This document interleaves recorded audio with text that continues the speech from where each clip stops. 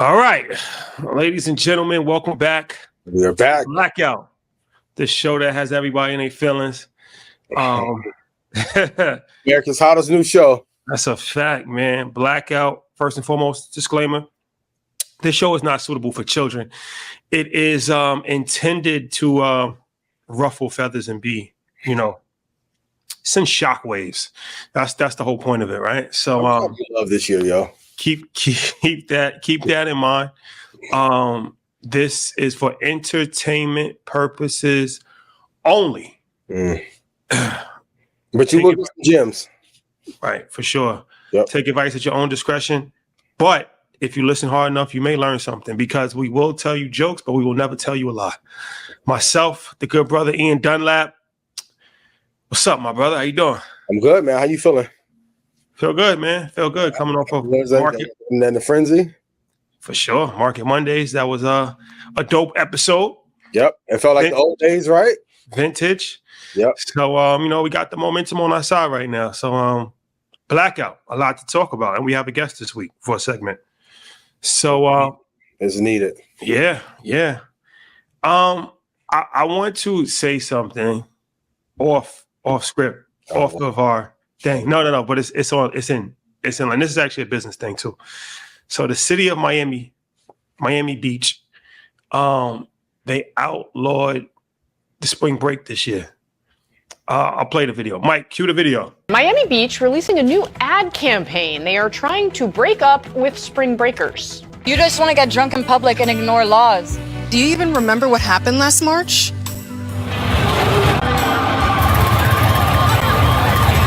That was our breaking point, so we're breaking up with you. Okay. This year, the city is going to have stricter rules, including curfews, bag checks, restricted beach access, and more. Okay. So they said enough is enough.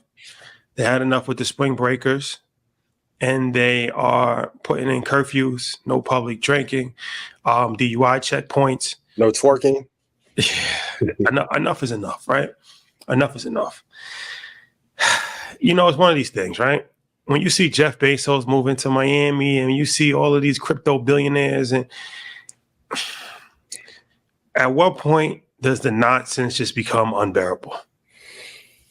Just like the digital gentrification. I didn't see this sweep coming. Listen, y'all been doing a little bit too much, but when Bezos is there and Lauren is there, shout out, she got the new children's book out. We got all the Bitcoin maxis out there. They don't want you ninjas around. So,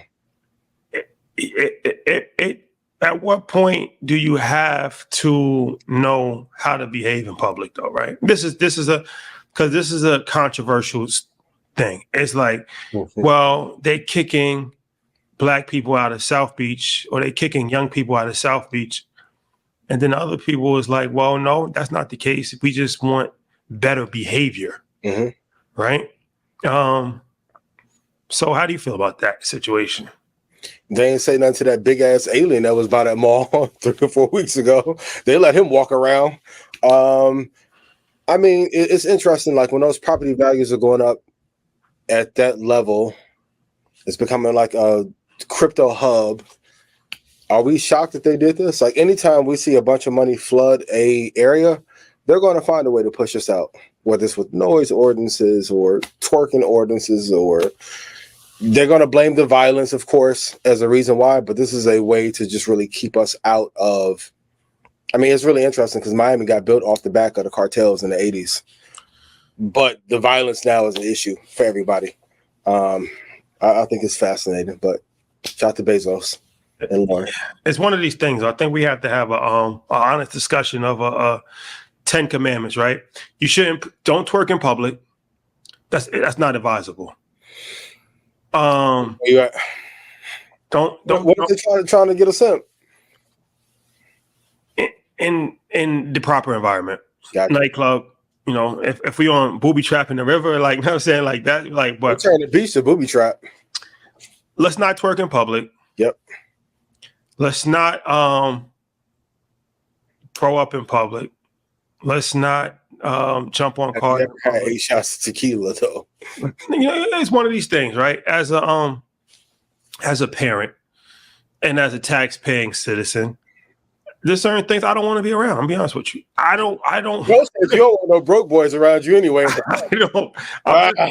I don't. There's certain aspects of life that I don't want to be around, and I feel uncomfortable if I am around it. Yeah. Now, slightly ratchet is cool, but like I said, when it becomes, and then it's a time and place for everything, right? Yeah. If it's a curated environment where everybody's on the same page, then cool. But I just feel uncomfortable if I'm at lunch and I gotta see a twerking competition right next to me, right? Like I'm just here to just have my tuna tartare. I just want to enjoy my tuna tartare, bro. Like that, if I wanted that, I would go to that environment, right? Yeah.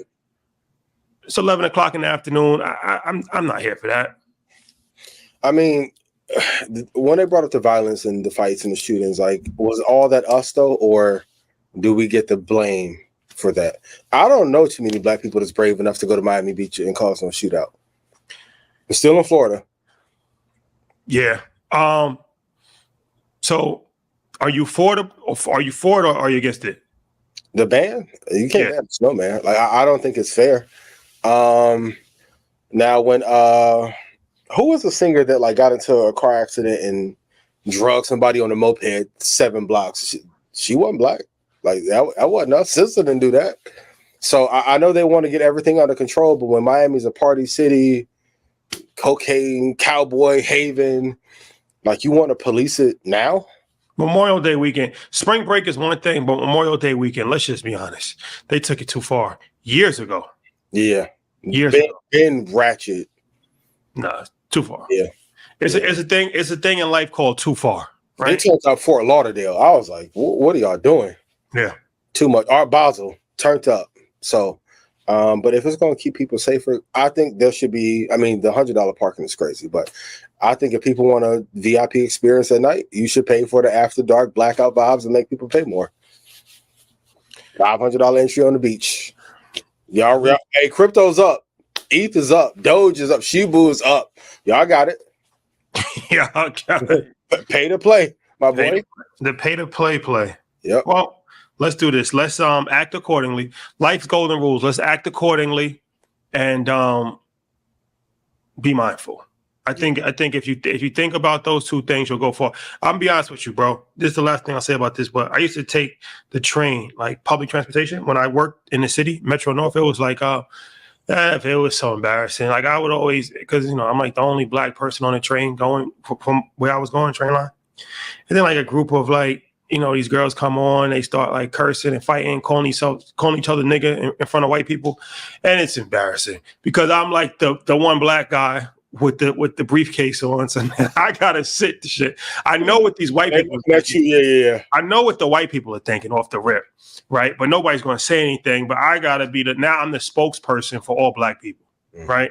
I hate when that happens. Like, so don't put myself or other people similar to me in that situation. Don't embarrass yourself. Because unfortunately, it always is a reflection of everything. Like we can never separate one from the other. It's like everybody's lumped in. We all are a reflection of each other. And it's embarrassing. It really is. So I think as a culture, we got to just have that honest conversation. Like, stop embarrassing yourself, but also stop embarrassing everybody else. Right. And y'all don't need the Draco on the beach. Like, just go get some sun, holler at some girls. Like, you don't need an AK-74 with a 100-round drum on a Miami Beach. If you got beef with somebody in Opalaka, go piece it up before you go to Miami. But let's keep everything smooth this summer, spring break. All right. So let's turn this up a little bit. Hit the like button. Yes, please. Yeah. So Ian, so if a woman signs a prenup, because I watched these videos. I watched some of these videos. Always a review of the review, right? And the one thing about it is that you must repent for being a hater. I rebuke you. So sprinkle. And that's the crazy part. You're still doing the show with the person you started with. I'm like, what do people just make up stuff? You must ask for forgiveness. All haters must ask for forgiveness. But if a woman signs a prenup Should there be a clause? Should there be a clause in the contract that if a man gets caught cheating, he has to give up half the money or forfeit a prenup, or vice versa? The cheating clause. What's up with the cheating clause? Now all or half. That's a precipitous risk, right? I don't think anybody should get married if they know that they are going to cheat or have the propensity to cheat. But I don't think one mistake should cost anybody half. That's man or woman. I know some people don't like this prenup talk, but this is actually a financial conversation. And we got to have a bigger discussion on if in the end, if marriage is worth it for the era that we're in right now. But hell no, like to lose potentially 40%, like Scottie Pippen on a whole hate tour because Larsa got his pension. Guarantee he wouldn't be doing that tour if he had that pension intact and Larsa hadn't taken all that money. So this is really about mitigating risk. Now, I don't think any man should cheat in a marriage. I don't think any woman should cheat. And you can design your prenup to be whatever you actually want it to be. So, but I don't want one mistake to cost anybody half or all of anything. Yeah, I mean, for the people that are disappointed in the prenuptial talk, we've talked about prenuptials a variety of different times, and why would you be disappointed? Like you said, it's a financial conversation. It's actually a financial conversation. I was the financial advisor that was the thing. I actually did this for a living. So I saw every side of it. I saw people that got divorced, that lost their homes, that lost their 401k plans, that was struggling, that hated their ex-spouse, that had to go to custody for their kids, that I've seen every aspect of it. So and child support, then they moved the new dude in the house and taking care of him off your bag.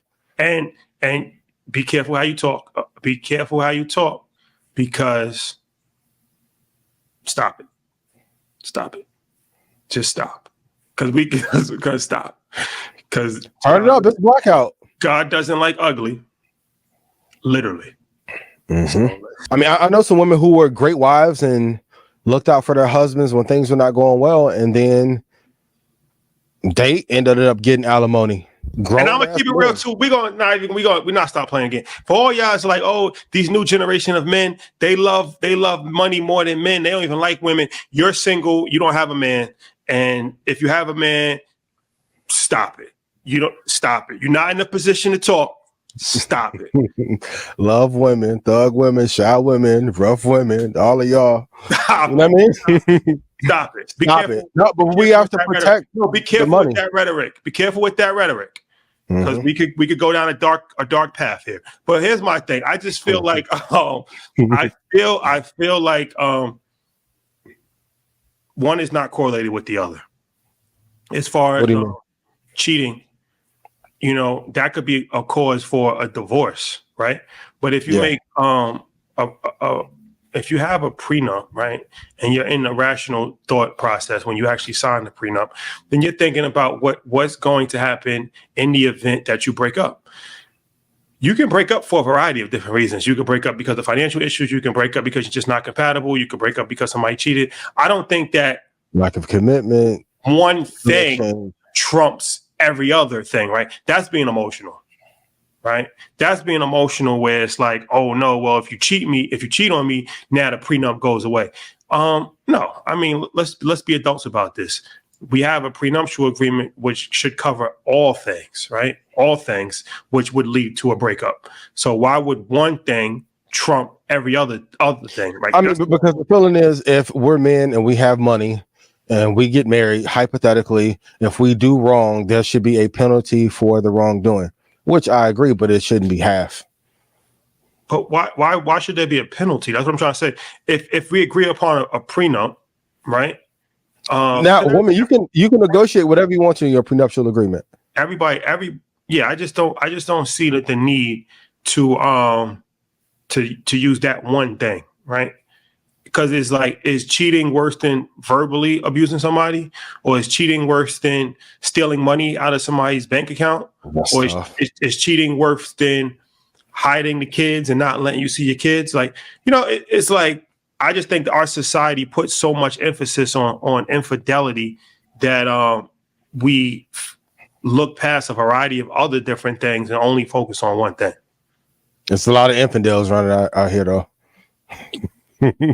Highest rate possible. For real. Like, it's insane out here. For real. And for those of you who are married, please chime in the comments on what you think, because we're the experts. I'm not married, so I don't know. But I don't think anyone should lose half of anything because of that. But the other side is, like, let's be honest. Like, if we were married and our wives cheated like that, you're not staying. Well, would you stay? Would you have the conversation and the talk about baby why? Baby, why did you knew I had InvestFest, so you took the time to go cheat during InvestFest? We had fucking Buffett up there, baby. Why? We had Buffett. We had a Buffett. We had Buffett and a Buffett. Or you doing the Trippie Redd and taking everything back and she going home? Trippie Redd, he took his he took items back. Yeah. He did the there's a bunch of the rappers who be doing that. Sweetie got the car repoed. Yeah, I'm just not big on taking things back. Like, you know what I'm saying? I feel like once you give somebody something, that's done out of, the goodness of your heart. Yep. And things don't last forever, right? So I'm not one that is going to look to repossess things that were given in a relationship. What if she's cheating? You got her to Ben Taker. You taking it back or no? Well, you don't get somebody that been taken that's going to cheat. Boy, you preaching. You know what I'm saying? You got preaching. Do your own research. You know that? That's what we say. Yeah. Do your research. Do your research. Yep. Do your research. And then, of course, anybody's capable of doing anything, but you mitigate risk. Life is about mitigating risk. So some people have a higher chance of indulging in that type of behavior. And you see it. You see the red flags early on, but a lot of times we just. What are some of the red flags that could cause financial strife later in life? These are conversations that people need to have. Like, you can run up and get a bag and invest in NVIDIA and do your 2-call options and make a killing, and then some girl from Atlanta, Jonesboro, come and finesse you, and you don't see it because you were a simp. Shout out to Atlanta. Shout out today. Shout out to Atlanta. My homeboy from home. Shout out to girls in Atlanta ain't nothing to play with, yo. Shout out to Atlanta. Nah, but the thing about it is that I feel like,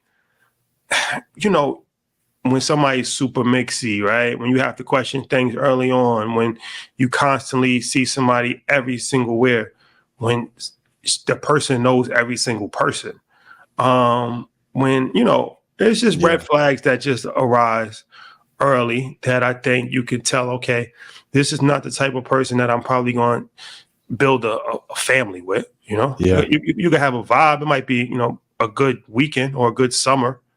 But I think, people don't take their times nowadays. They just rush into everything. Rush into it. That's what ends up happening, is that you end up buying a girl some items and you brought it for the wrong person. Now you want to break in the house and take it back and pawn it on the black market. It doesn't work like that. Not a B&E for the eBay items. Let it go. Let it go, man. Jesus. Let it go. Let it go. Unless it's something that you own together. Like if it's a house or something like that, then you can't just walk away from that. You got to kind of figure out how you're going to do that. What if they had like a joint creator fund and she took all the money out the OnlyFans account y'all was co-managing? Ran off on the plug, man. Happens a lot. Yeah. You got to be careful. Be careful and be mindful. How do you deal with breakups when it comes to business? We talk about breakups and relationships, but business, because we always want to drop some gems in here. So what's up with the business breakup play? This isn't one of my strong suits. My thing in business, like I always try to give 3 warnings. Like, hey, this is the goal. And if we're not getting here by 3 months, 6 months, or a year, we're going to have a conversation.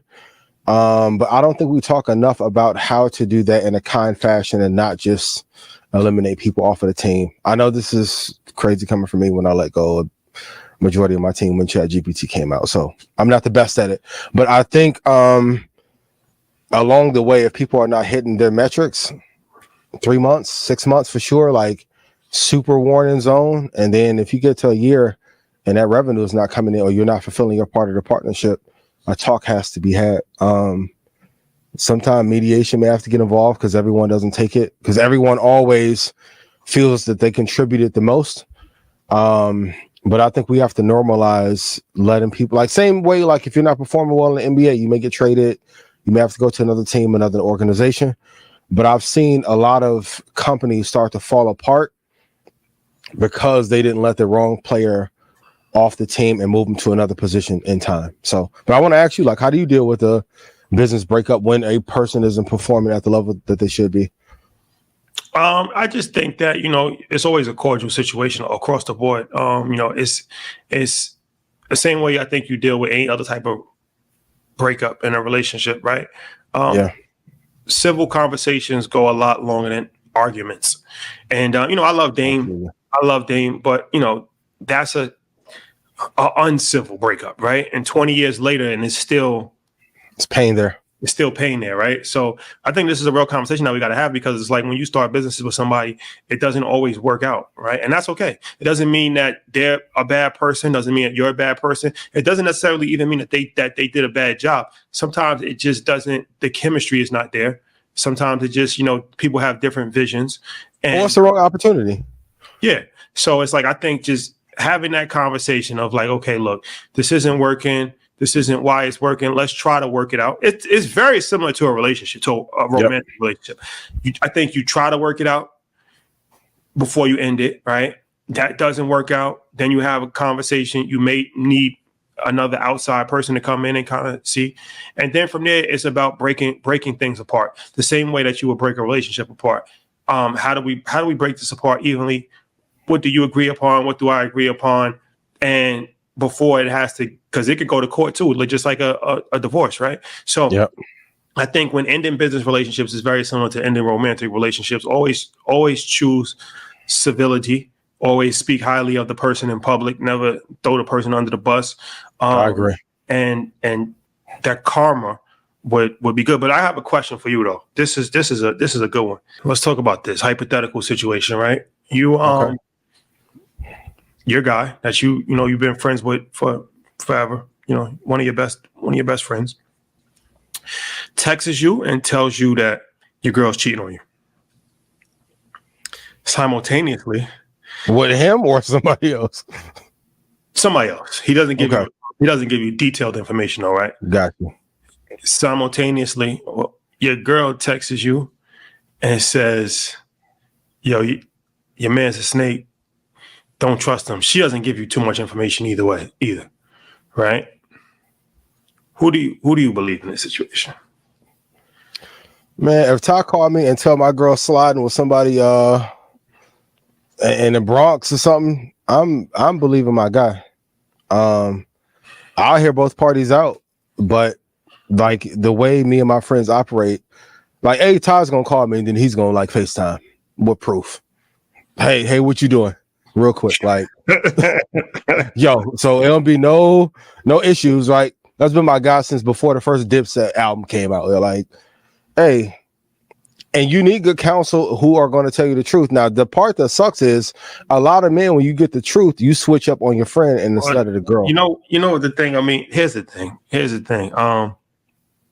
It's a very difficult situation to be in because is it? If he FaceTime you and show you, hey, if you cheating, you getting caught in 4K. But a lot of times you might not have enough evidence. You might know something, but you can't FaceTime somebody and show them, or you might not have video. So you're gonna have to just trust me, trust my word, right? It's my word versus her word.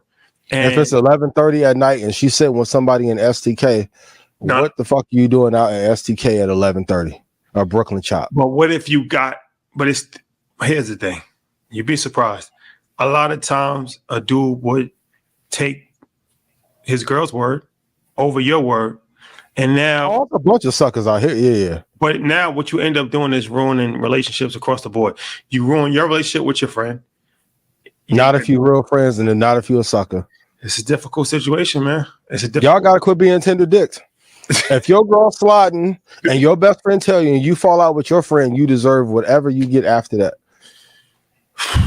Now you're really out there in the wolves, like Liam Neeson, by your damn self. But you're gonna have to come. You're gonna have to come with evidence, because if a girl, especially if a girl is like really with the dude, like they've been in a relationship for years, the dude's not going to just leave his girl. So he gonna have to be like 3 pieces of evidence. You're gonna have to bring the eyewitness in. It's like going to trial, right? If it's my friend, he gonna put that shit in CapCut.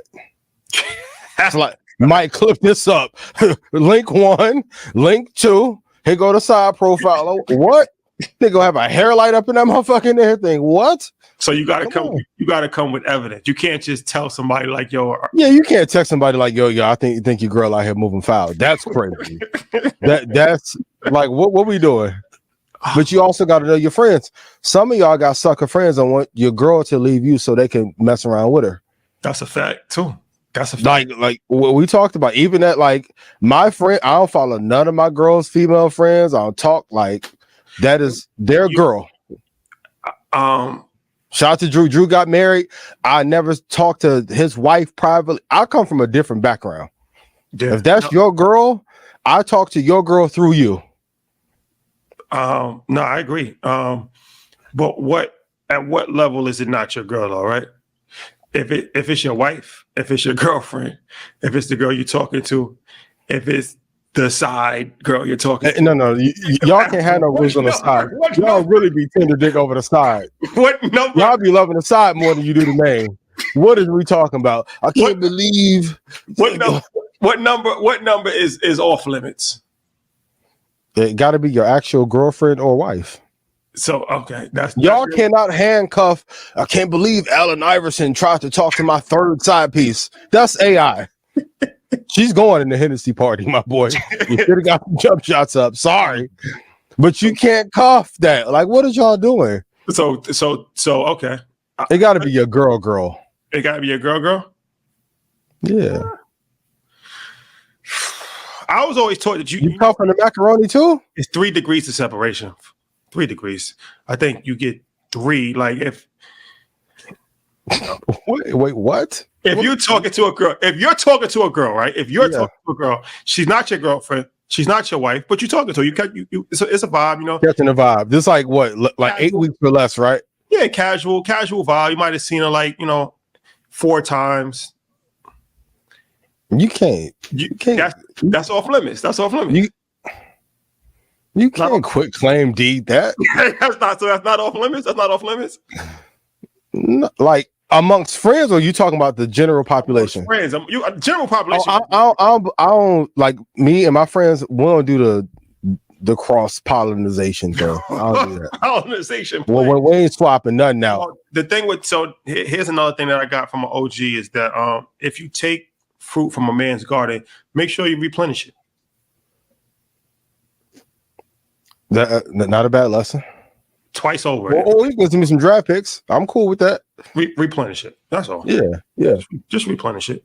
But it has to be done in an honorable way. It has to be like, yo, for this pick this year in 2025, I'm gonna give you the number 3 and the number 8 pick. Cash consideration. Facts. We go to London. You know what I'm saying? Hey, that may be fair. You can't go sneak and have collusion. Nah, we ain't friends. Ask me. No. Cash consideration. Yeah, for real. Draft pick in Take this headache off my plate. Thank you. So I'm cool with that. But to just sneaky and try and get somebody, no. Oh, man. But also your friend circle, because I think if a dude will try and finesse you for a woman, they'll definitely kill you over some money. I know some of y'all got mad about I can't hang with you. If you don't take care of your kids, bro, so be it. I'm still not hanging with you. But if men will be upset and fall out over women, there's no lengths to what you'll go to try and defame me or set me up to get me something because you won't work hard. Sorry. Yeah. But not everybody live by these rules. But I know some of y'all all of a sudden polygamous too. Your third side piece though, your 4th and 5th, you can't cuff, bro. You can try. If your game good enough, you don't need to cuff them. They're gonna stay right put. But most of y'all niggas be lying. That's the issue. Y'all be lying. That's a fact. Be lying your ass off. Be honest and give them a choice if they want to deal with that. Yeah. It is what it is. But what do I know? It is what it is. Shout out to Cameron and Mace. How do you feel about, We gotta address Dirty Macking. Can we do that? How you deal with people that Dirty Mac? Because we know somebody who a scoundrel. I won't say his name. Once you find out, it's like finding out somebody's a snitch, right? You just got to stay away from them because they're dangerous at that point in time because you don't know what somebody's capable of. If somebody can display that level of behavior, like you said, how you do one thing is how you do everything. So if you could display that level of behavior, nothing is off limits. So I would tend to stay away from a person that is a habitual dirty Mac or even a beginning level dirty Macker. Because freshman in Dirty Macking? Because they're dangerous. Maybe if they've done it one time, you can kind of educate them like, look, bro, I don't think you meant this, but this is how, this is what's perceived, da, da, da, da. And then if they continuously do it, it's like, okay, they're doing this on purpose. They have an agenda. But there's another thing that we haven't talked about as far as etiquette. We talked about as far as your friends and dating, whatever. A lot of dudes don't have enough etiquette to even ask. You walk into a room, I'm from the environment, when you walk into a room and you see a vibe, you ask like, yo, what's going on? Situation. What's going on? Let me know what's going on because I don't want to cause an issue by accident, right? And then you get briefed on the playing field and that lets you move accordingly. These dudes is just going in like going shooting. Barry Draco in the club. Everybody. No fucks given. Just walking in and mercenary from the top. And it's like, that's awkward. That's an awkward situation because especially if it's like. And it makes the woman uncomfortable too. That's not player. Like makes the woman extremely uncomfortable. Yeah. To the point where they might even want to tell their friends, like, who's this guy? Like, he's making me uncomfortable. But then it puts everybody in an awkward situation. It puts you in an awkward situation because it's like nobody, now I got to make a public announcement like, yo, bro, chill. This is something I've been working on for 3 hours. I don't want to have to do that. It puts the girl in an awkward space because now she's like, damn, I don't really want to talk to dude, but he's being super aggressive. He's buying me drinks, It muddies up the whole war. It muddies up the whole thing. So for just gentlemen, have some etiquette. And I guess women can do the same thing as well, right? Have some etiquette when you walk into a vibe. See, there's always at least one person who's like the sober one, who's like the general of the situation that's just like scoping it out. Talk to them. You don't have to talk to like the star player. Or you don't have to talk to the one that's in the mix. Talk to the one that's on the side. So you don't want them to talk to you. Joe started the narrative. I'm gonna keep it. You can't be broke and don't ask him who the vibes are. Okay, great, got you. Just talk to the guy on the side and ask him. Like, what's going on here? Who's with who? Who's already put their bid in? Who's off limits? Who's married? And then they'll give you a complete rundown, and then from there you'll be able to move accordingly. So I think if you've been working on something 3 hours and your homeboy take it, though, can you be mad? Yeah, you can. Absolutely. Should you be? It's not about taking it. It's about the attempt to take it. Because if I don't think it's about taking it. I think it's just more so the action is disrespectful, right? What if she float over to him? Because she feeling him more.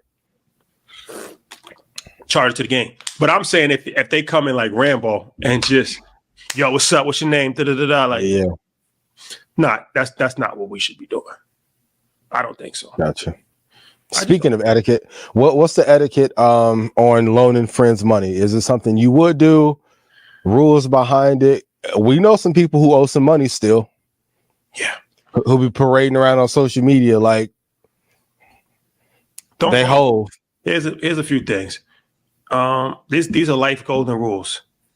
Don't loan money to somebody that you know can't pay it back. And don't accept a loan if you know you can't pay it back. Life would be a lot easier if people just live that rule, right? Because you kind of know if somebody can't pay it back, or you know the limits that they can pay back. Just from being a friend. If they're good enough friends with you to ask you for money, or if they're family, you should have a good enough understanding of the type of person that they are, the kind of income that they're bringing in. Now, anything can happen, but you usually have a good idea of like, I'm gonna give this person $10,000 and he's unemployed. It's a very low chance that they're going to give you money back, right? So you would be doing yourself a disservice by loaning them money. So don't loan money to people that can't pay you back. And as I said, on the flip side is don't accept money if you know you can't pay it back. Like, don't even ask for a loan. Just ask for money. I would rather you just ask, I'm down on my luck right now. Can you spare me some money? Don't come to me with I'm going to pay you back in 6 months and this is the payment plan. I would never happens. I would rather just give you money as charity as opposed, because I don't have any expectations of getting it back, right? Yep. I could sleep better. I could sleep better and I could budget better. I'm going to budget something differently when I know it's not coming back. Yep. As opposed to the expectation and a timeline of I'm going to expect this back by this date, right? So how much would you loan out the most? We got to have some guidelines. Over 1,500 is pushing it. Over 1,500 is pushing it. To be honest with you, because after that, I kind of know I'm not going to get the money back. So, oh my God, you can take a girl on a $500 date, but can't loan your friends $1,500. Let me play devil's advocate. Yeah. It's your choice. You made it. It's your choice. To do it, right? Yeah. Yep. So the loan. Yep. But like I said, if I'm gonna give somebody money, that's different. I give money to my mom. I give money to people, right? That's not a loan. I'm not expecting them to pay me back. Yeah. Or if it's some real business associate, but I don't really be loaning money too much. I'm be honest with you, bro. I very rarely loan money. I'm a very isolated person anyway, so I'm not even curated. It's not how my curation is set up. Yeah. It's not even too many people that have access to me to even ask me for money like that. I'm getting on that wave too. You got to protect yourself, because at the end of the day, when you down and out, who can you loan? Who can you get a loan from? And people will ask you for amounts of money that they would never give you in 3 lifetimes. I'm cool. Anything more than 500, I'm saying no to. I'm cool. Yeah. Y'all stop the Cash App requests, all that too. I'm good. I'm sorry. If you're not immediate family, if you don't know where I went to grade school, I'm cool. Yeah. Like I said, you never get the money back. I'd rather give you money than to loan you money. Yeah. I think that's a better policy, right? Because what happens when somebody doesn't pay you back? Now, what are you gonna do? Like physically fight the person? Probably not. Mm-hmm. So now it ruins a relationship for life, right? Like now your relationship is gone. And it's like, is it worth it? Is it worth ruining a relationship over $1,000? No. Right. So it's like, don't put either one of us in that awkward situation where it has to happen. No, I agree. 1,000%. And for anybody who asking, I love y'all, but no, unless it's immediate family. No. Impulsively, I'm cool. No means no. For no way, no how. I'm gonna say no way a bunch of times this episode too. No. You know what? What's so crazy is how do you because I was one of these people that I always thought, years ago, I'm like, there's no reason why a person should not respond to a text message. And I'm like, unless you Jay-Z, the president of the United States, like nobody's that busy where they can't communicate with you, right? Like they could send something back. Until I became that person. And I have 800 unanswered text messages and 32,000 emails. For real. Literally 32,000. So how do you feel? Because people take that stuff personal, right? And they say changed, or damn, like you don't got time for me, or it could even build up some real animosity. So it's happened to me several times. So for people that's listening, that's on their way to that point, or might already be at that point, how do you deal with that? My rule of thumb is to always answer from Xander, my mom, and my dad. Anybody else can wait. I was talking to my dad about this today. Unfortunately, I've lost all of my grandparents and been in business a long time, been in business since I was in college. No one that I ever went and did business with when my grandparents passed came to the funeral. And from that hardened me. So when I'm like, hey, No emails. Don't ask me what I think about Apple, VOO, NVIDIA, AMD. I already fucking told you. No, don't fucking small talk me to death about Bitcoin. Well, you guys are grifters. I'm like, who else had on Mike Novogratz? And then I called 28,020 and he verified it. Oh, that's what institutions want to buy. So I already told you my thoughts, right? But when, like right now, I have 1,588 texts you guys can zoom in unanswered. I know if I die tomorrow, out of the 1,500 texts, I know the 4 people who will look after my kid for 3 years. Does not matter. Also, if we're doing business, wire the money. It's how all business should go. You want me to speak in Guatemala on the state of avocado futures? Wire the money. I don't want to talk about if the terms and conditions, this the fee, wire the money. I'll be there. Yes, in chat, Red Panda, we're going to show out. Life is very simple. Unfortunately, like I've been to, in my life, probably 17, 18 funerals. Never at one funeral have I thought, man, I wish I'd replied to that email with a text or filled in that Excel sheet a little bit more. Like, people don't care. So I think you need that inner circle of people that can always get in contact with you, personal relationships. But people honestly be killing. Like, even when Instagram went down yesterday, I started getting all these texts and I'm like, wait 2 hours, Zuckerberg will have it back up. Don't try and waste my time about something because you want to fill a void. And if you notice, when it's time to put in the work or prep for Market Mondays or put up the stage at Invest Fest or prep for an interview with Steve Harvey or we go on Button, no one's there to help with the talking points. So how do you deal with it? You got to pick your inner circle that you really rock with, let them have immediate access, and everything else must wait. All them people who texting you, if something happened to you today, but they take care of Nas 3-4 years, no questions. Fuck it. I think, yeah. So fuck it. Bro. Fuck it. Sorry. Like, some people demand that I talk to them more than I talk to my parents. I'm like, I already made you money. And like, once I'll say it again, if you stood next to me 3 or 4 years and you haven't made any money, that's your motherfucking fault. And you wasted my time. I could have went and been a celebrity. Yo, y'all keep saying we Hollywood. I'm shaking hands, kissing babies. You're spraying your COVID on me. Okay. Then you get mad. Well, Ian don't have enough time. You're a grown ass fucking man. I got to talk to you at 11:30 at night to still be a real one when nobody else will talk to you. Oh, well, let me go be fake then. Okay. Cool.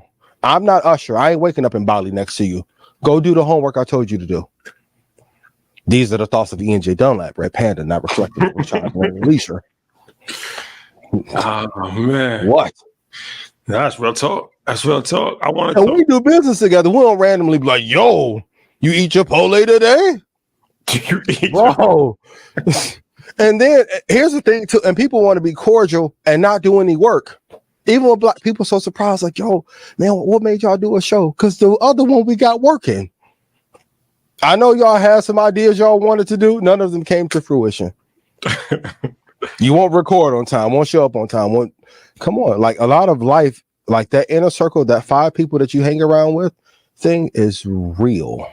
No, that's a fact. You got to be super selective about people you hang around. You do. And I'll say this too to close out this situation. No, speak it. Don't hold back. I don't want to have to ask somebody for money. Right? What you mean, like if they owe you? Yeah, if we're doing business, if you know that you owe money, right? I shouldn't have to ask you more than one time for the money. Yeah. Right? Yeah. It shouldn't be like, yo, bro, can you when are you gonna wire this money? I'm gonna wire it on Wednesday. All right. Wednesday comes, Thursday, yo, bro, I didn't see the money. Like, oh yeah, I got you. I'm gonna do it right now. Monday comes, yo, bro, I didn't get, like, during Market Mondays. What you doing? Waiting for you to wire my money. Don't make this an uncomfortable conversation. If you want to do good business, and just do good business. I don't want to have to ask you for money more than one time. Yeah. That's it. Once it gets past one time, it's triggering, and it's an uncomfortable conversation to keep having. Because now you look like you tracking somebody down. Now you become a bounty hunter for the money. Talked about it. Yeah, and you know what's the worst too? To like loan somebody the money, or like they owe you money for a business deal, then they go on vacation. Don't go on vacation if you owe money, please. I said, yo, what you doing in the Bahamas? Real life, you got cut off. Don't show no shopping sprees. Don't show any vacation. Don't show unnecessary purchases. If you owe money, like you owe money. This goes for business too. Don't sit courtside. Look, I don't want to see. Oh my God, let's talk about it, bro. I don't want to see somebody that owes $100,000 to me sitting courtside or at the Grammys or the Super Bowl. When y'all weren't going to the fucking Grammys before we went, like, what is we doing? It's triggering. I'm be honest with you. It's triggering. It's triggering. It's triggering. Man, crazy times we live in. Let me ask you this. I want to talk about if you can like somebody, if you can love somebody, if you can like somebody but not love them, or vice versa. But this ties into a bigger question of marriage. Okay. This is one of my philosophies. And for all you people that's like, stop taking advice from people that's not married. Well, this is America. Donald Glover. And we can talk about whatever we want, whether we're married or not. Big facts. So I have a strong thing on this where I think a lot of people get married to people that they do not love, or they're not madly in love with. Because what ends up happening is that you make a rational decision. It's like a business decision. You look at a person and you say, okay, she's going to be a good mother to my children. She cooks, she cleans, she's not super mixy. Am I madly in love with her? No, I'm not. But out of all of the women that I've had in my life, she's the one that I can see a future with, right? And the same for women. I think women, they'll marry a man like, okay, he's a good provider. He has a solid job. He's an honest man. He'll mow the lawn. Am I super attracted to him? No. Is he the love of my life? No. But a woman makes a conscious decision to marry. And that's not necessarily a bad thing, right? But it's an interesting thing because a lot of times people look at a relationship or marriage as like you got to be madly in love with somebody and different things of that nature. And it's like, yeah, the person that you're madly in love with, he's on the corner. And the girl that you're madly in love with, she's working in Follies. So what do you can't marry the ballerina, yo. You can. May not be the best decision. Remember T-Pain said he fell in love with a stripper. He didn't marry her. Nappy boy and pretty boy. He didn't marry her. Leave. Hey, rock with it. Hey, so you asking which one is more important, like or love? So I mean, like or love, but then also, how do you feel about that business decision when it comes to a relationship of making a rational decision as opposed to making a decision based on love and romance? I mean, I think too many people in many areas of their lives settle for what they don't want because they are not comfortable enough to be fearless to go after what they really want and just is it settling? Is it settling, or is it making an intelligent decision? If a guy is like, yo, my wife, yo, she make a mean lasagna and she good with the kids, that's not a glowing indictment of like how much you love or like her. I mean, I think you need love is really important. I think you need a healthy mix of both. We've all been like in love with somebody and then stop liking them and have people we like but not love. But I think the men, I'll speak to the men who ended up settling, they end up chasing who they really love or desire out in the streets. Explain that. The guy, when I asked the guy, yo, you married, you happily married? And he like, I mean, yeah, you know, wife amazing. She do homework with the kids and she supported me when I was a bum ass dude. And now I got some money and I'm still a bum ass dude, but I just act like I'm not one. And I just cover the bills to just keep her there, but don't do nothing extra. And then they're tricking off on a girl who got the OnlyFans or working father. What are we talking about? He settled. But women do it too. But could that happen even if he was madly in love with the girl and still trick off with a girl in Follies? Could, but I think it's a less of a probability though. So you, I think most people don't go after who they really want. They end up in relationships with who they were able to get. well, that's exactly true. That's what that's what I'm trying to say, right? Yeah. It's not the fairy tale of, oh, I'm gonna go and I'm gonna meet my my princess, or for the women, I'm gonna meet my knight in shining armor. Reality hits and you're 38 years old and you're like, okay, well, you still got time at 38. but like you said, the vast majority of it is like, all right, she's good enough. He's good enough.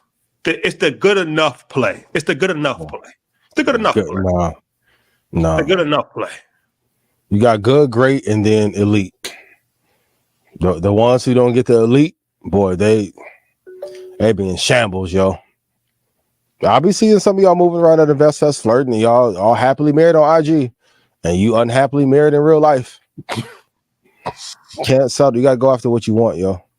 And take the L's that come with it. If you can't get it, fellas, you gotta level up until you can get what you want. Well, that's what it's about, right? It's about having enough self-confidence, and it's about having enough mental fortitude to be willing to just say, I'm just going, I'll go dolo before I compromise, or before I just put myself in a situation to feel like, okay, whatever, it is what it is. Do you think most people are comfortable enough looking themselves in the mirror long enough to do that, though? And I think that's a bigger issue.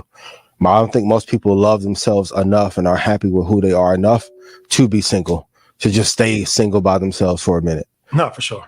Definitely. Yeah. Definitely. Yeah. All right. The last thing I want to talk about is let's talk about trust. Like trusting wills? Trusting, who do you trust in life? When you know, it's a weird dynamic as you have some level of success. There's a certain level of paranoia that comes. Oh, absolutely. Because you're not really sure what people's motives are, and then you end up getting screwed over by people. And we know what the motives are. You can feel it. Well, I'm just saying, just in general, so now you start questioning everybody, right? So it's like, but that's a difficult life to live if you are just extremely paranoid, don't trust anybody. Like that's not probably the best way to actually live life. It is actually. Everything has to be earned. Personally, friendships, business wise, but back to what you said last week. If you have to ask them, you already have the answer. If you have to ask a friend, I trust this friend? A business partner, do I trust this business partner? The trust is already gone. Something in your spirit is telling you this isn't now you may overlook it. You may not see what can go wrong, and you may be looking through rose-colored glasses, but I think most of the time we know. And that's why for me, like, who to pick to trust, you have to go off intuition. I often just meditate, pray. And my favorite prayer that I hate the most is, God, anyone that does not mean them well, can you please remove them from my life? And then in 48 hours, motherfuckers get to disappear. They go from Disney. Zapped away. It sucks, because then you lose some people that you really cared about. And also too, like, you have to look at the deeds in which they do. Like, if a person say, yo, I'll do anything for you, bro, I love you. And then I look and I'm like, what have you done for me this year? If it's nothing, you just talking. It's cool. But don't tell me you do anything. You haven't done anything yet. So I think we know who to trust. I think the paranoia comes from us not making the right decision and eliminating certain relationships when we should have. Even when men be like, yo, this woman trying to finesse me. I'm like, if you led with money and you came off like a trick, what else do you expect? Put the money away. Just put on a champion hoodie, champion shorts. See what you can bag. Make all the difference in the world. Make all the difference in the world. We know who we can trust. And trust has to be earned over time. Relationships, personally, business. How many people, you don't have to name the people, but how many people in your life do you say that you trust? And okay, Sander, maybe 6. Maybe 6. Well, no, eight. Out of the thousands of people, eight. Yeah. And I think there's different levels of trust too, right? Like some people is like, I trust in a business relationship. Some people I trust, I'm in a relationship with. Some people I trust on, I could tell them something and I don't think that they would tell somebody else. Some people I trust where it's like, if my life is on the line, this is the keys to the safe. And like some people like, so it's like, you know, but I just think that trust thing is something that's not really talked about a lot because it's even a financial issue when you look at people like Fat Joe and different things where their business accountant, their CPA robbed them, Steve Harvey. That's a trust issue, right? Like you entrusted somebody that you thought was a professional that had your best interest, that was highly educated, that knew more than what you did, and they robbed you for millions of dollars. And that can happen on a professional level. That can happen with your friends. That can happen with your significant other. Watch everybody. Yeah. I mean, I know we're going to talk about it always, but even for us, like people trying to use our name and likeness for their benefit, and I'm like, I don't have nothing to do with that. I'm like, cool. Even people like, yo, you need an assistant because you're so busy. I'm like, if they haven't got to where I gotten, how can they manage what it takes to keep this up? Talk to me directly. I do my own deals. I don't need an agent to facilitate. No, I can see that these deal points are fucked up. Don't cross collateralize nothing in my deals. I'm cool. No, I'm the collateral. What the fuck I need cross collateralization for? What are we talking about? Like, I don't want a talent if I'm gonna pay for my own stuff, well, I want a talent contract. No, but these are lessons that you learn. Like everyone, please put this in chat. When you get rich, everyone's going to find a way to try and rob you of it. If you just know that, as soon as you walk out the door, Uber Eats, we got to be better. Uber Eats, Uber, parking, fashion, everybody got an angle for you. You got to be mindful, and it's your job to play defense and do what is best for you and your family. And this is definitely an investment conversation. Even in a loan of money out, the people I loan money out to, I look back the last 4 years and I'm like, damn, just parking the shit at AMD and NVIDIA. Some of the people I loan the money to, they don't even call and check. Like, oh, okay, well, what I'm gonna do? Y'all think Shawty Hollywood? Give me 3 months. Hollywood Hogan. I'm gonna come on with the fur every episode. No. Shit. No. The answer is no. The answer is no. No scholarship. No. I'm good. Cash App on Market Mondays. No. Earn it. Everything must be earned. I heard that. What Joy them say real quick in their podcast about the she doesn't trust. Well, she doesn't want to be in a relationship with men that don't have female friends. That's an interesting perspective to take. Interesting take. And shout out to Joy. Shout out to Joy. Congratulations. They got to come on the show. For sure. Congratulations on the show. But that's interesting. I personally don't have female friends. Wait, tell me more. Go ahead. Well, I don't think that. Let me preference it. I have female friends as far as like, you know, that you're friendly with. And I'm friends with. Right. I'm talking about like friends like that I'm calling every day, that I'm like, yo, let's go bowling, that I'm like really like, you know, like this is she ain't going with you to watch heights just to drive in the car. Like my inner circle, right? Like I might hang out with a girl that I know and stuff like that. Like, you know, I have friends. I'm just saying like a close knit people that I talk to every single day as friends, because I just feel like at a certain point in time, we're going to cross, there's lines that's going to be crossed. Yeah. And I feel like, it's not. You gonna say what's the point? Well, I can't say what's the point because you can have counsel. For sure. You can have just a regular counsel, right? You could just have an intelligent person that's just giving you information or you could bounce ideas off of, but just gotta be careful. I just feel like it's thin lines that make it cross choppy.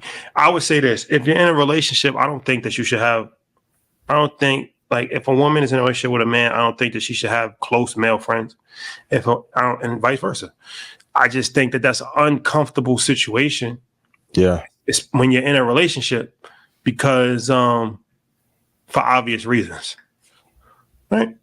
I just think that's my own personal opinion. So shout out to the male orbiters who be holding on to the friendship to try and get some. And yeah, I'm not exactly for sure. At some point in time, they're gonna try it. I don't care how good of a friend he is. It could be 30 years, 40 years down the line. He's just waiting. Yeah. Just waiting for the opportunity. Waiting in the bushes, yo. Waiting in the bushes to fall in the bush. No. Go home.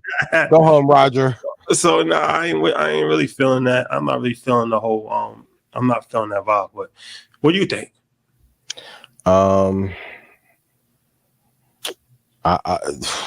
You gonna be honest? I'm on the same vibe. I mean, I feel my friends, but as far as like if my girl having like a close male bestie, no, we ain't doing that. Nah. Bet off on somebody else, but nah. No way, no how. No way, no how. Yep. Russell Wilson done in the NFL? No, he's not done. He'll be. He's a good locker room guy. He could probably definitely be a backup quarterback, and for at least 7 teams, he could be a starting quarterback because there's not a lot of good quarterbacks in the league. So, Pittsburgh, Chicago, who else? The Cardinals. Starting quarterback though. One of these random. He's better than a lot of. He's still better than quarterbacks that's playing in the league. Let's not act like he's not. He's terrible. He's better than some quarterbacks that still play in the league. Now, for the price that they was paying for him, their price is insane. But kudos to him for getting the money. But yeah, for the price, you can't knock the hustle. But I mean, let's be honest. He's not worth that much money. But he's definitely good enough to be a NFL player. And he's definitely good enough to be a backup for sure. Yeah. And like I said, for at least probably 7 teams in the league, he can be a starting quarterback or at the very least compete to be a starting quarterback. And it's difficult to find good quarterbacks in the league. This is somebody that's a champion, somebody that's played at an extremely high level for a long period of time. One of the greatest quarterbacks of our generation, for Russell sure. Wilson? Of our generation? You don't think so? Yeah. Yeah, for sure. So I think he'll come on. We're gonna keep it that Legion of Boom in Seattle and Pete Carroll. That, but he still did a good job. He also threw that fucking pick at the end too when he should have had after fuck what Pete Carroll was talking about. That was Pete Carroll's fault. What? You on a 1 yard line? He called the play, bro. It's a bad call. Goodell called the play. You better throw this pick. You better like Kaepernick. You better throw the game. Literally. We need Tomas to get one more. Go home. Oh, crazy. Yeah. But shout out to Russ and getting 85. Denver's a tough market to play in, though. Yeah. A lot of these markets, you seen what you call it? My guy plays for the Bucks. Damian Lillard. He was like, he has no social life. And he was like, it's just like he does nothing. He just goes home and watches TV. And what people don't realize, a lot of these places where these athletes play, you're in Minnesota or Salt Lake City. You better stay in the house in Milwaukee before they put 2Ks on them. Milwaukee ain't nowhere to play at. You get to moving around downtown, boy. There's a lot of Chicago, Indianapolis people. Hey, Milwaukee is not sweet. But I'm just saying, shout out to Milwaukee. But I'm just saying, a lot of these places, Green Bay, it's not, especially if you used to live in a certain lifestyle. If you're moving around, if you've been, in the off season, a lot of these guys live in LA, they live in Miami. It's not an easy situation. Hey man, he got to make that phone call and tell his ex, yo, I'm sorry, we need to rekindle, bring the kids. It's tough. Like, we don't talk about it, but it's tough. Like, when you go through that breakup and don't have a chance to see the kids, and it's like the thing that makes the career part fun is to see the kids' faces light up. I think what we really need to talk about is who keeps hiring Doc Rivers. He'll have a lot more fun if Doc got his ass out that seat. Shout to Doc, cool. But how does he keep getting hired?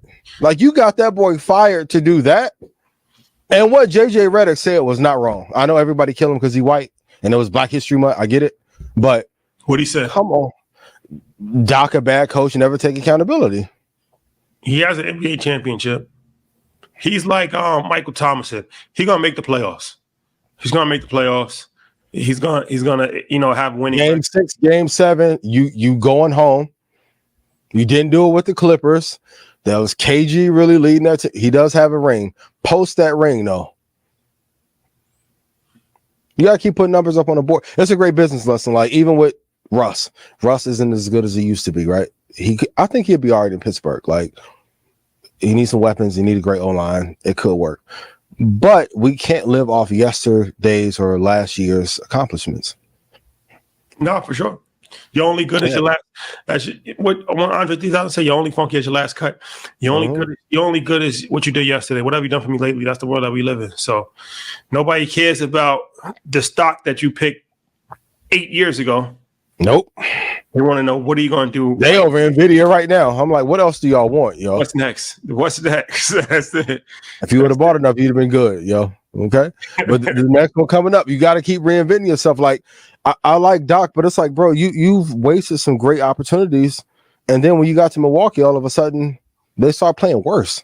Defense is worse. Like, I know after the All-Star break, they're doing a little bit better, but I thought when Dame came, they would have had a great chance to immediately be in the finals. Like, Boston gonna kill them. Yeah. It's all like Jason Tatum looked like baby Kobe. Like, I don't know. And Golden State, my God. Y'all need to go draft Caitlin Clark right now. It's over with. Y'all need to go rebuild right now.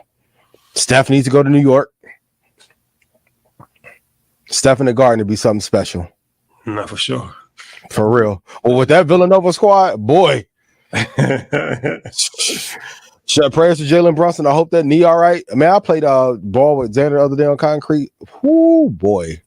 Ice pack gang on my knee. Never a gang. I got put on a clay court. I'm good. So I hope Jalen good. For sure. Let's do this. We have a guest for the first time ever. We're going to talk about a special segment that's important, that's needed. So let's bring our guest up. Okay. Isaac Hayes is in the building. You've been on every platform too. You a legend. I'm a legend. Super legend. For multiple. Y'all are legends. Yes, for sure. You got it.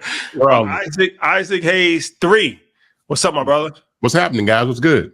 How you feeling, man? Not much. Welcome to Blackout, man. Isaac Hayes, founder of social media sensation Fanbase, amongst other things. And a friend of the program. He's been on Earn Your Leisure Market Mondays, Invest Fest, everything that we've ever done, he's been a part of. Blackout. Yeah, this is 4 out of 4. 4 for 4. So, okay, this is something that I think is interesting, right? Yeah. When we talk about the creator economy, and I don't know how many billions of dollars it's worth, but it's worth billions of dollars, and it's only growing year over year. We talk about all the social media apps. We talk about YouTube. We talk about Tubi, all these streaming services, and the creator economy. It's become a real thing, right? Yeah. We're part of the creator. We're part of the creator economy. But what's not talked about, and everybody talks about how much millions these people make. Like Kai Cenat, he's making millions of dollars, and Logan Paul is making millions of dollars, and Ian Dunlap, he's making millions of dollars. So everybody's always talking about everybody's always talking about how much money all the top creators make. But nobody ever talks about the 99% of creators, especially Black creators, that are struggling financially. And you told me something about people are quitting apps, getting demonetized. So now it's a whole new generation of struggling artists in a sense, right? Yeah. Which I think is interesting, because I look at social media as social media is actually setting the tone for culture, even more so than music right now. Like all of the trends, all of the fashion, everything that's happening is happening on social media in real time, and people catch it and they go viral, and then they start doing it, then they start the slang, everything is happening. So social media essentially has become like a new version of music, how it's like shaping culture. But nobody's really getting paid for this. Well, a vast majority of people's not getting paid. Zuckerberg's getting paid. Well, for sure. Isaac's getting paid. Getting paid. So can you shed some light on this situation for us, please? Well, I mean, I'll say this. I feel like social media right now is like in the mixtape era where hip hop was, right? from like 2010, 8, 9, 10 to 2012 when live mixtapes and Dat Piff was rolling.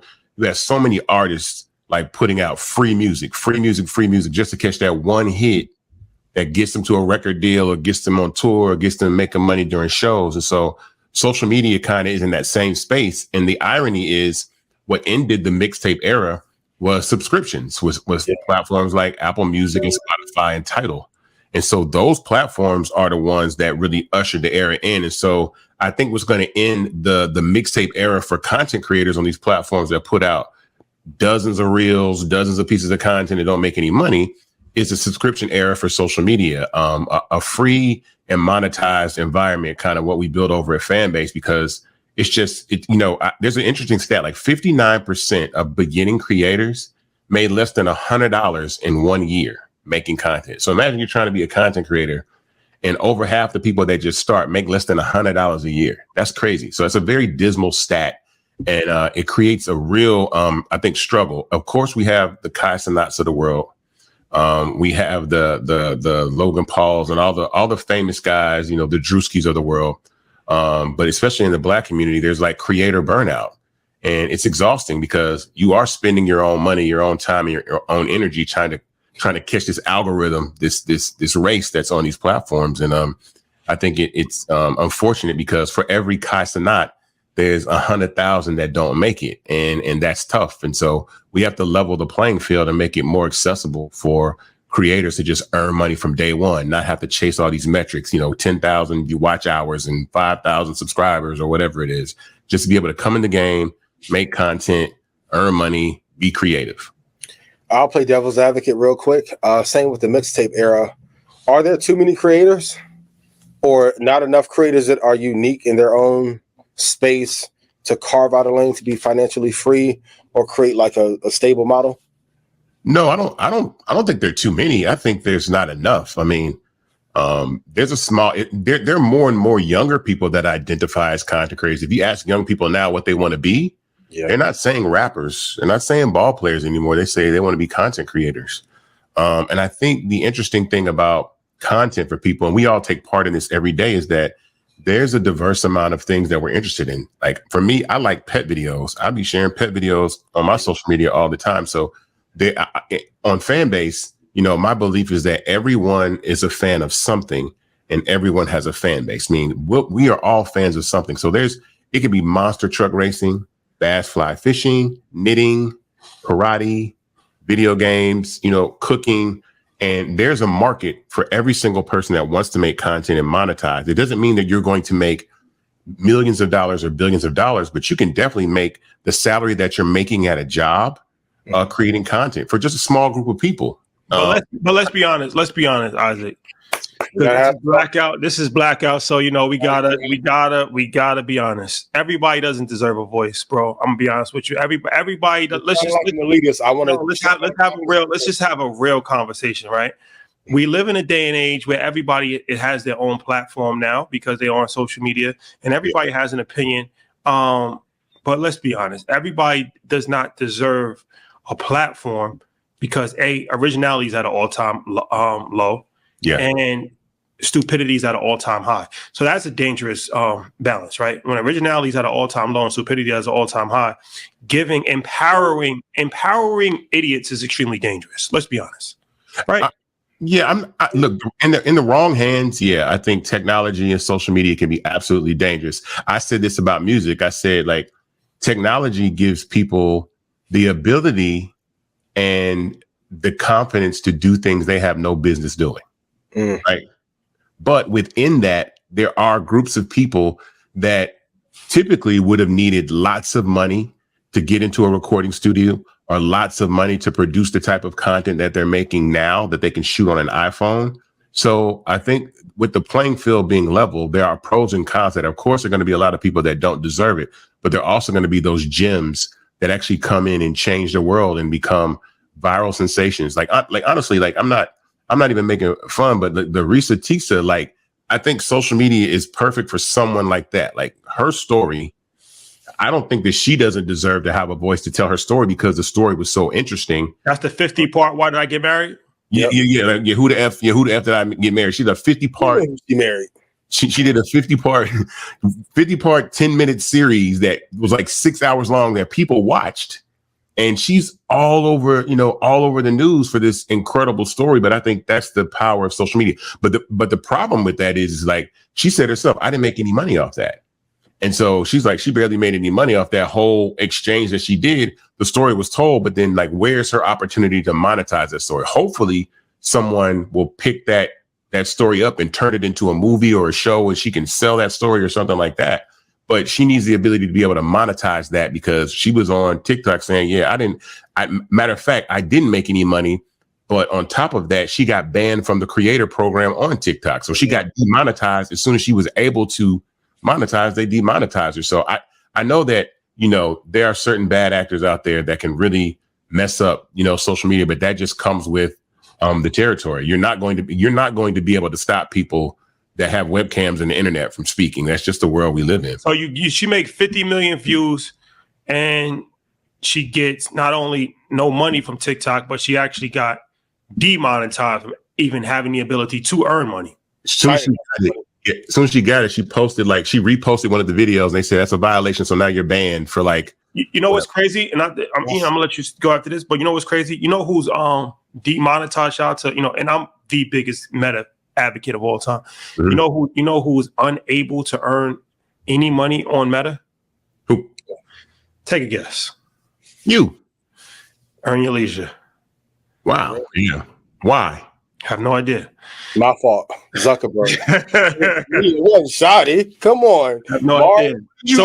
So it's what I'm saying is that it's a real issue, right? Because if people like us, educational content, if we somehow, and we have friends in Meta who still can't figure out why we can't monetize. Yes. If we're not able to monetize, there's millions of people who are making content that are not getting $1 from their content. Mm-hmm. And the struggle in that is the carrot and the stick is platforms like Meta, they survive off advertising revenue. So the carrot and the stick is they'll let you go viral once, and then they'll tank your engagement because they need you to feed the machine. So they have real estate to put ads in between because they're an ad-based platform.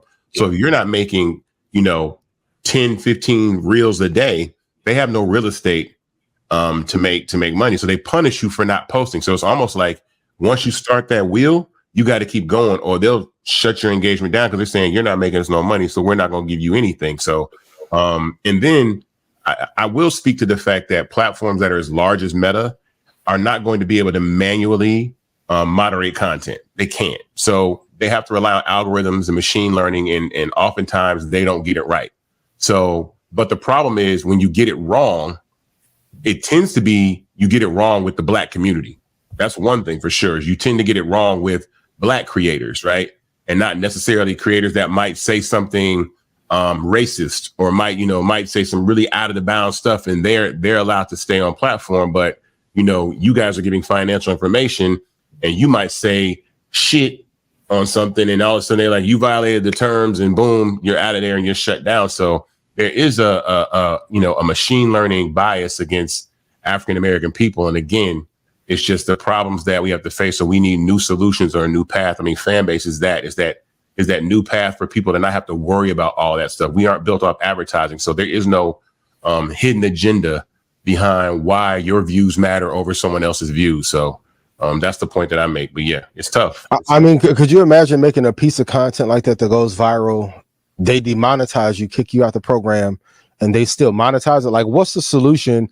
Because now, like, being a creator feels like being an artist in the 90s. Like, this reminds me like the cross collateralization of albums in the 90s and 2000s. Like, what can people do? Because I think if this continues to happen, people are going to just at scale stop wanting to create content.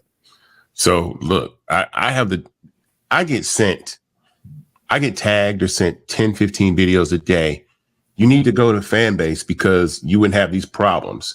I think the first thing that people need to actually understand is in some instances, we are addicted to the fame. Like, we really like the attention that we get from creating content. Like, people like that shit. Like, they're really into it. And so I somebody sent me a video of, oh my God, who was it? I think it was Amanda Seales. Like, she's like, I'm shadow banned, and nobody, and people were texting me like, well, why doesn't she come to Fanbase, and why doesn't she use these platforms? And I think we have to kind of let go of that, because until we identify, for me, I'm the person to tell you guys, every single person like that's in the culture, that is Black culture, that is the youth, that you guys make these platforms. So this allegiance that we have to these social media apps is really like an addiction that, you know, when you realize that you have the power, like you're the one, like you guys are the ones that are making all the views. And then people take your concepts and then take them and make other reels out of them. And then they go viral on TikTok, but you're the genesis of all this. So the first thing you got to do is decide to leave or take your attention elsewhere. Like, you can't put all your eggs in one basket, because then when they turn that switch off on you, you're hurt. It stops your bag. Your feelings are hurt. Yeah. You get creator burnout. You get depressed. I've seen, like, I was literally, before we got on, I was watching a piece of content by Taylor Lorenz. If you know who Taylor Lorenz is, she's a reporter. I think she writes for the New York Times and Washington Post and all this stuff. But she was talking about there's this new form of content called resentment reels, where people are so frustrated at the fact that, like, you spend 3 hours making a piece of content and it gets one view on reels and stuff like that. But you just got to leave. I mean, that's the thing about it. There has to be new platforms. And I keep telling everybody, Meta and Instagram are not going to be able to hold on to this audience infinitely. There are always going to be new players in town. I think that people that really underestimated, people like Kanye with Yeezys, never thought he could come close to creating something that would challenge Nike. But that is the absolute fact. In every area of business, there's going to be somebody to come along and challenge these titans. And I advocate for the people that actually make the culture and the content, the people of color, the Black people, the kids, for us to be the people that own part of it and really make it go. So that's really, you know, that's my statement, everybody. You got to just leave, like, pack your shit up, you know what I'm saying? Like, and move it to Fanbase. Like, everything, you know, you can pack your content up, migrate it over to Fanbase. You can still leave it on Instagram, but you have somewhere else where you can start and build an audience there. So, I mean, try other platforms. I would try every single platform that comes out, not even just Fanbase, like every single new social media app that comes out, try them all, because you never know which one you're going to be famous on. But most people would rather be famous than rich, right? Look, I mean, people actually want to be, people want to be more famous than they do rich. They rather have fame. Absolutely. It's crazy. It's like, and the reason is because for the longest time, like, the way to wealth was through fame. So you got popular enough, and then you popping, and now all of a sudden you with Drake, and you in videos with Drake, and then now you get brand deals and you're getting all this money. So it's almost like this trade-off of success is the way that leads to the bag. But the quiet part that's not being said out loud is underneath all of that are thousands of creators that are making thousands, hundreds of thousands of millions of dollars that you have no idea who they are. Yep. And they're quietly putting their content behind paywalls and racking up major, major bread. You know, I think Country Wayne is not a household name. He makes a lot of his money off advertising, but there are podcasters that are doing the same thing, and you would never know who these guys are. We talk about the OnlyFans girls and stuff like that. Like, I'm telling you, there's girls that I know that used to dance at this strip club down the street from where I live right now called Follies, and they're OnlyFans making millions of dollars. Like, y'all keep us in the shot. Shout to Follies. Shout to Follies. Y'all ever make the girls getting it? Y'all made it. Y'all made it. Yeah, made it. I appreciate you, brother. We got to move on to a different topic, but Fanbase is the app. We actually are on. We're on Fanbase. We have created profiles, and I believe you guys are having a raise right now, right? You're raising? Yeah. So we are doing something unprecedented. We are raising $17 million. Trying to raise this money in 90 days. I'm the first Black man to raise $10 million in Reg CF crowdfunding ever. That means that we're actually allowing people to invest in Fanbase and actually own a part of it. So you can go to startengine.com/Fanbase to invest. The minimum to invest is $399. And let me give you some math real quick. We're raising $17 million. 28,000 people investing $600 gets us to $17 million. That's like a third of the people that watch this show in the first 3 days. You understand what I'm saying? Like, so a platform like this, the opportunity to have equity, like, I've raised 10 million, but we're raising 17 to actually scale this platform. Because again, I say, like, tech is nothing but ideas and money. And the difference is most Black people young entrepreneurs or people don't have the money to ideate on those ideas. So what we do is we ideate on the platforms that are funded, and then they get all the money, but we don't get the bag. So I tell everybody, own part of Fanbase. We have over 570,000 users. We're in 190 plus countries on iOS and Android. We got some big partnerships coming up, and this round is to really scale the company. And we have tons of investors, but to say you can own part of the next wave of social media platforms is something big. And so that's what I'm telling everybody. Go to startengine.com/fanbase, grab you some shares. I want to close this round as soon as possible because we have some amazing ideas, and I can see that none of these platforms are doing what we're doing, especially in the creator economy. It's a free app to use. So anybody can download Fanbase for free.